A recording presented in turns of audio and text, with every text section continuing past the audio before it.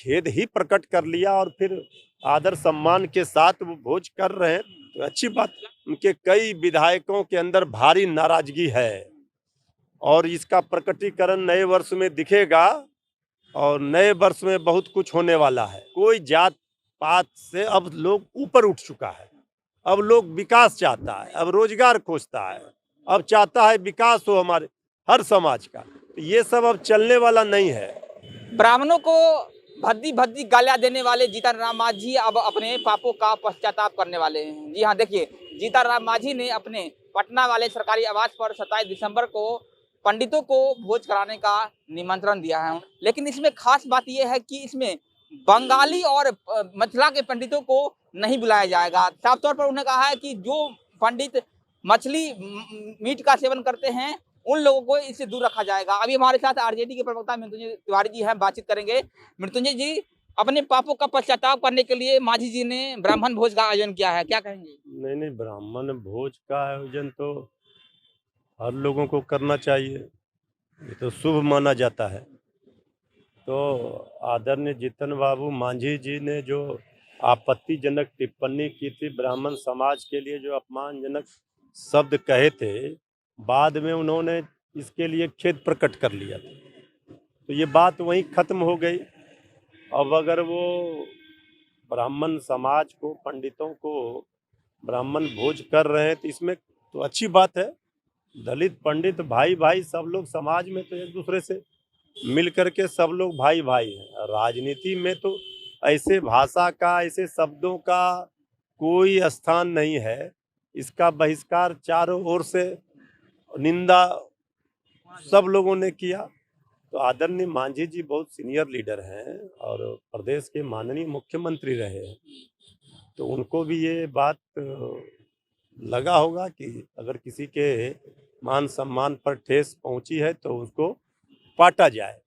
तो उन्होंने ये भोज रखा है। लेकिन जो आप कह रहे थे कि नहीं, जो मांसाहारी हैं और जो तो वैसे फिर अभी मुझे जानकारी मिली है कि उन्होंने फिर से वो निमंत्रण पत्र कैंसिल करके दूसरा बनाया है। उन्होंने दलित और पंडित भाइयों का मिलन का एक भोज रखा है।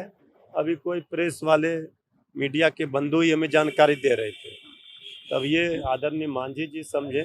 लेकिन मांझी जी ने एक अच्छा संदेश देने का प्रयास किया है और किसी भी माननीय न्यायालय में अगर कोई गलती के लिए क्षमा प्रकट कर लेता है, खेद प्रकट कर लेता है, तो फिर उसे माफ कर दिया जाता है।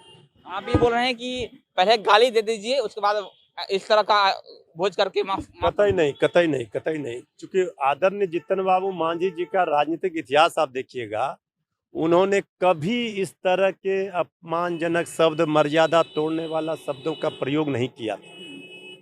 इधर कुछ दिनों से एनडीए में है, उनको तवज्जो नहीं मिलता है, तो वो फ्रस्ट्रेशन में है और इस कारण से वो गड़बड़ा गए।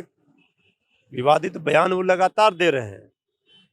तो एनडीए में जो सरकार ये चल रही है, नीतीश सरकार बिहार में, तो ये तो आदरणीय मांझी जी के पार्टी के भरोसे चल रहा है। उनको कोई तवज्जो नहीं, उनकी कोई मांगों को कोई सुनता नहीं है। तो वो फ्रस्ट्रेशन में कुछ बोल देते हैं, लेकिन वो इस तरह के बोलने के, विवादित बोल या इस तरह के नफरत फैलाने वाली भाषा, ये सब जहर उगलने वाली भाषा का उन्होंने कभी भी नहीं किया है प्रयोग। आप उस दिन बोल रहे थे कि जीतन मांझी जब से बीजेपी में गए हैं तब से उनकी भाषा में जो है चेंजिंग आ रही है। अभी भी कह रहे हैं कि एनडीए में है तब से गड़बड़ा गए हैं। जो बीजेपी में जाएगा, शामिल होगा गठबंधन में, एनडीए गठबंधन में, वो जातिवाद में फैलाएगा। देखिए, ये बात तो उनके ऊपर डिपेंड करता है ना।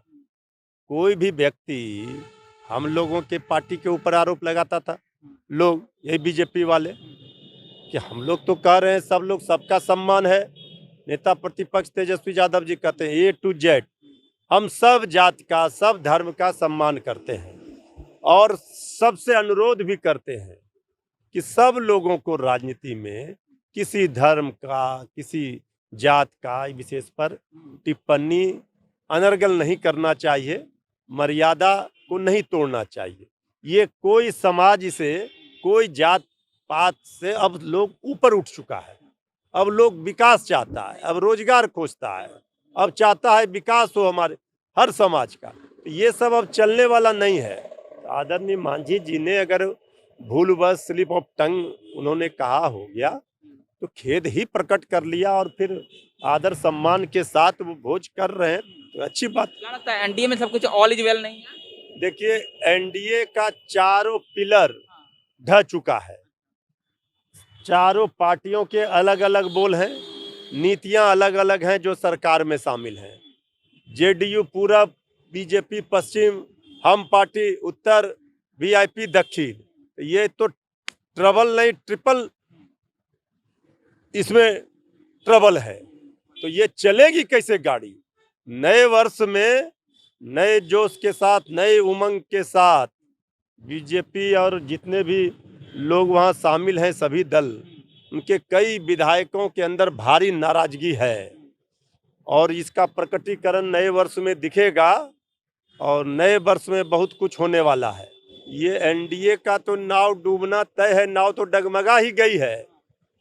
2022 में ये सरकार की विदाई तय है इसलिए कि जनता ने भी तय किया है कि और लोगों को ये लग रहा है जो जनप्रतिनिधि हैं उनका भी सम्मान नहीं है।